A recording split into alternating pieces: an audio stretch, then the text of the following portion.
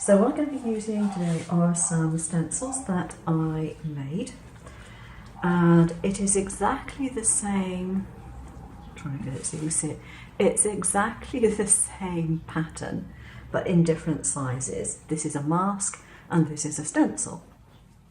That's the basic difference. Now what I want to do first of all is to use the masking type, and I'm going to pick my largest one and just place it off to one side. You don't want to put it right in the center, you really don't.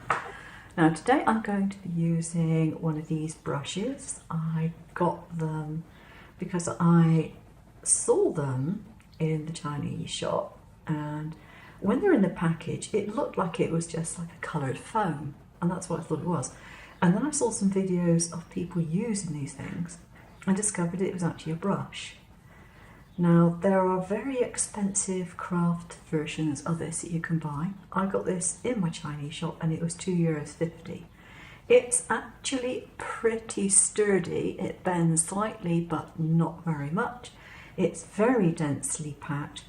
Now this one's got a slight scar in it that you can just about see because some idiot had been squeezing the packaging and it had been left like that for a while, so the hairs had moved slightly. But it's actually getting better, and I think after a couple of uses I won't even be able to see that.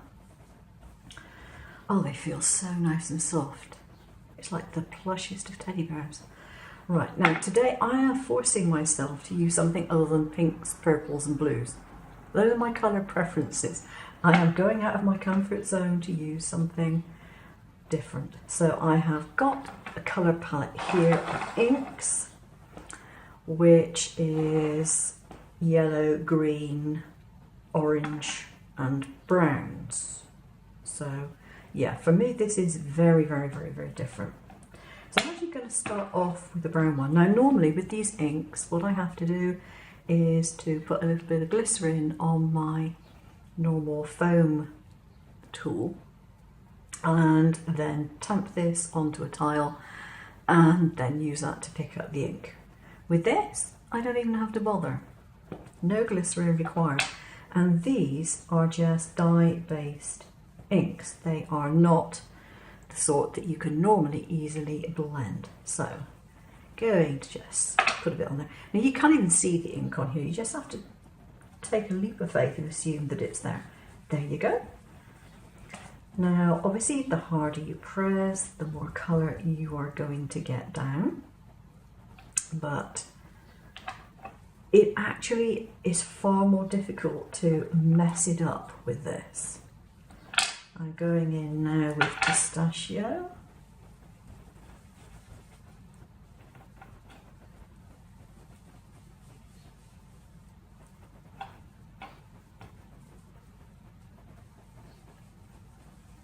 And I'm just holding the mask in place.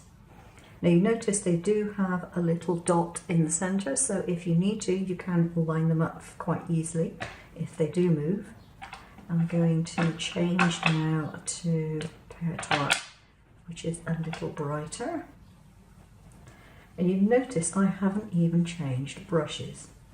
I don't really have to. Just going to get a piece of tissue paper. And if there's any left on there, I can just rub it off on my kitchen towel.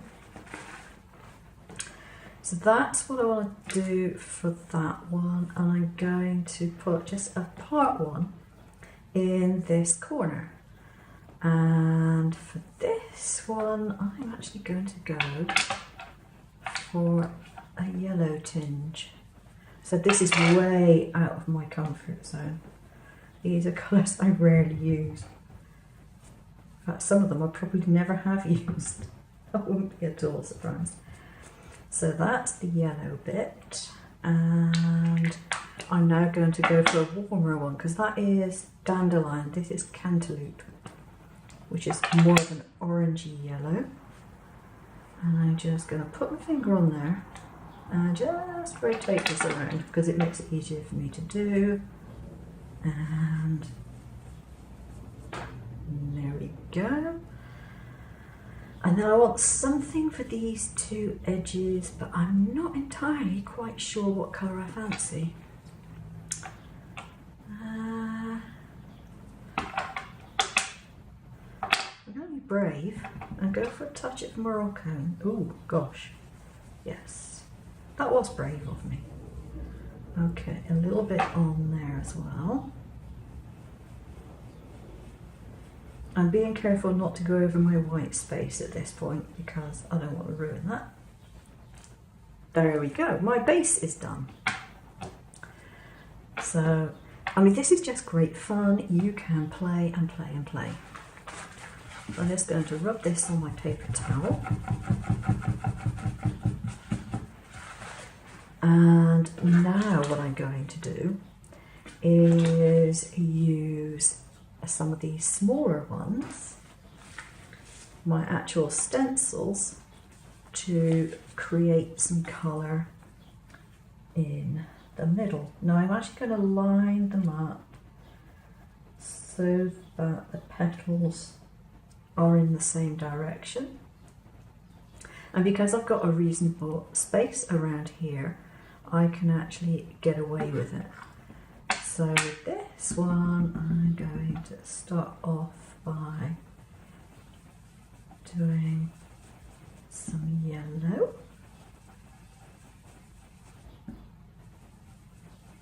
I mean, this truly does give an airbrushed look, which is pretty amazing without the mess of the airbrush. So I'm going to go for yellow in there, and I will do, I think I'll go for yellow over there because I think it needs the same colour. So there we are. So this is already looking really, really pretty. I've not really done much yet. Okay, so now I'm actually going to take the mask for my little one that I've just done and put it over there pretty much. There we are. And go in with a different colour. Now I want some contrast to this, so I started off with a paler one. Oops. I'm going to go in with the orangey colour. Now this will obviously overlap these colours here, but it really doesn't matter. It just creates a very pretty effect. And turn it around. Just line it up more or less with those.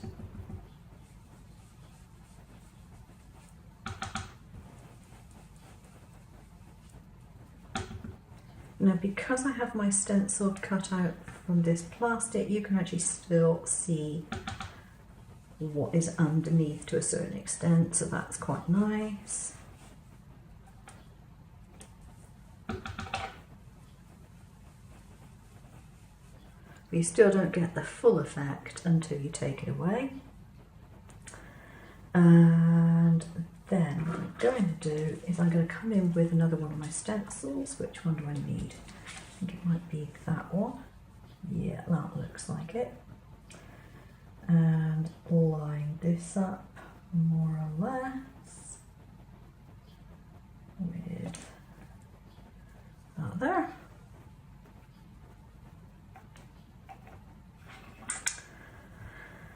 And I think I'm going to go for the yellow. I need a fair amount on here, so I need to hold this down.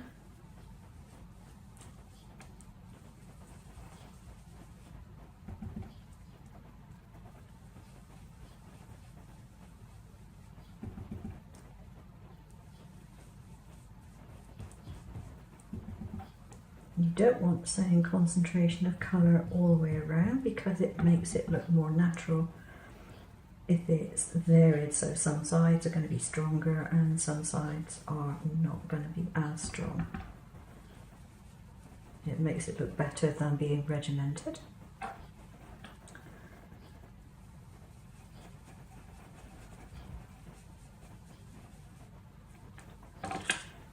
And there we are. So this is looking really quite pretty. For this one, I want another stencil, well, mask. Get it right, mask. Okay, I'll put this one down here. And I want to go for the orangey colours, darker orangey colour. Now, because I'm right-handed and it's easier for me, I'm just going to turn it around like this.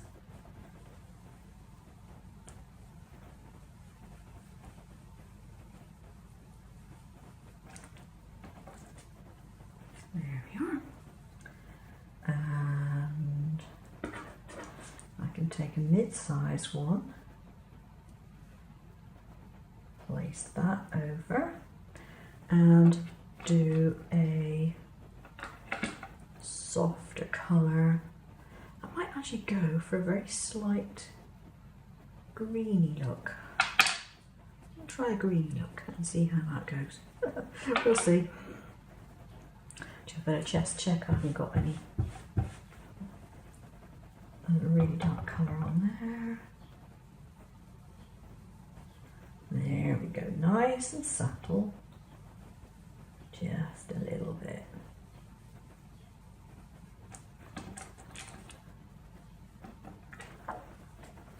There we go, that's looking pretty good. And what I'm going to do now is put some darker colour in there. So I want to mask off this bit. Got to work out which size it was. It's not that one.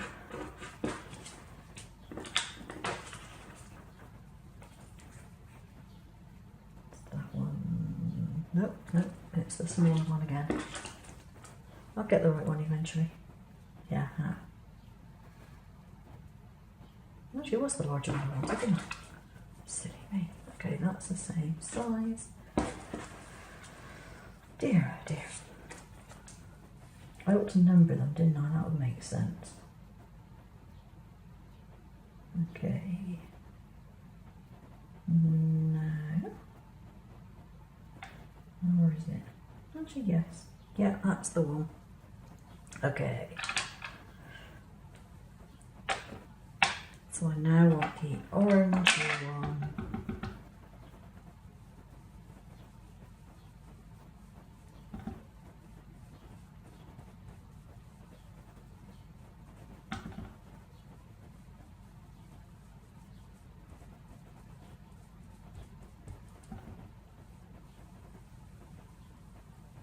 Like that. And I'm leaving some white space in this particular design. You don't have to, but I'm choosing to leave white space in a couple of areas. There we go, taking that off.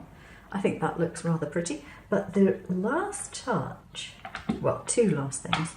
I like to add some gems to this design, but I have found that if you do some white dots around the edge of this, for some reason it makes it look absolutely wonderful. And it's literally just doing dots around the outermost petal.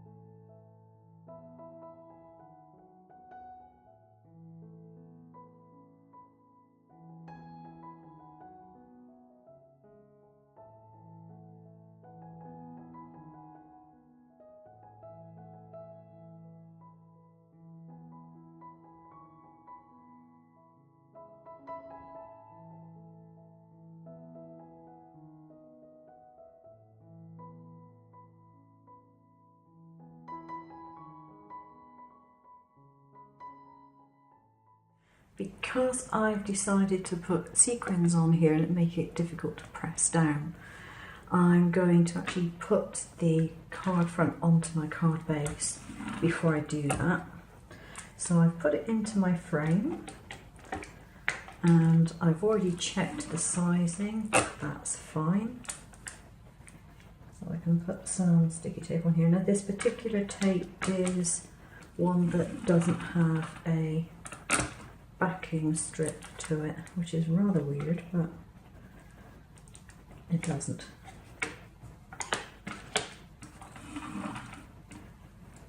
So it's one that you really don't want to use unless you know what you're going to do is going to work, because you can't just leave the backing strip on and take it off a bit at a time. Put it in there like that, and then I can take it out and I have my card front on. It's all nice and straight. Now these are actually supposed to be for nail art, so they are really, really tiny, but they're great for adding just tiny little bits of sparkle. So I'm going to do that and I'll come back and show you what the finished front looks like. So here are my 4 finished cards. That was the very first one that I did and the very first time that I used these brushes. I've actually washed these now with soap and water, and what I did was I actually got my hairdryer to it and gave it a blow dry, and they're exactly as they were before, beautiful soft brushes. I imagine that you could easily wash them because makeup brushes that you can't wash are pretty much useless. So this is the original pink and mauve toned one, which has come out really nice, and it's the only one I've bothered to put a sentiment on at the moment. So this one was definitely a break for me from my usual colouring in using the oranges.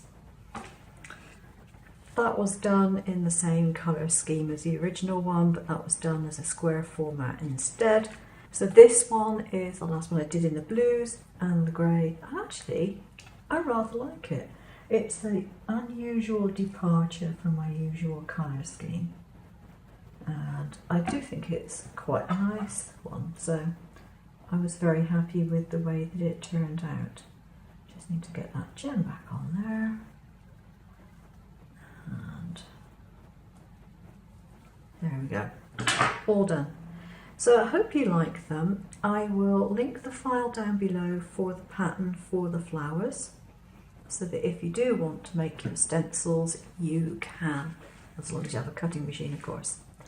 Thanks for watching. Please like, subscribe if you haven't, and share with your friends.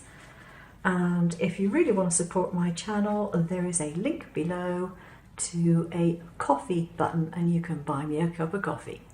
Take care now. Bye bye.